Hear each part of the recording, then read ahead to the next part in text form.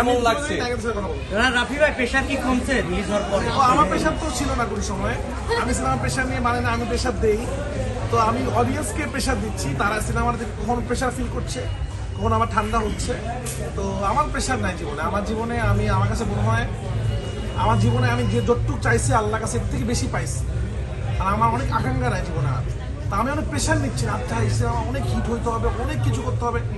Cinema আমি বানাইছি মন থেকে, দর্শক যদি পছন্দ করে এটা আমার জন্য ভালো, পছন্দ না করলে আমি ডিফারেন্ট হিসাবে বানাবো। কিন্তু আমি এটাকে প্রেশার হিসাবে কখনো নিই না, কখনো এটাকে কম্পিটিশন হিসেবে নিই না। কারণ আমার মনে হয় সর্বোচ্চ আমি সব কিছু লাইভে দেখে ফেলছি। মানে পরাণের মতো সিনেমা, ছোট্ট সিনেমা, সেটা ব্লকবাস্টার, সুরঙ্গের মতো ছবি, তুফানের মতো সিনেমা যেখানে হল ভাঙচুর হয়ে গেছে সেটাও দেখছি।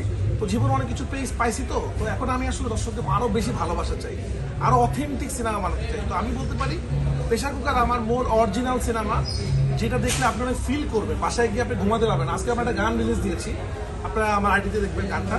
সবাই বলছে গানটা তারা বারবার শুনতেছে। তো আমার কিন্তু জীবনে দুষ্টু কুকির মতো একটা গানও আছে যেটা আমরা নাচছি।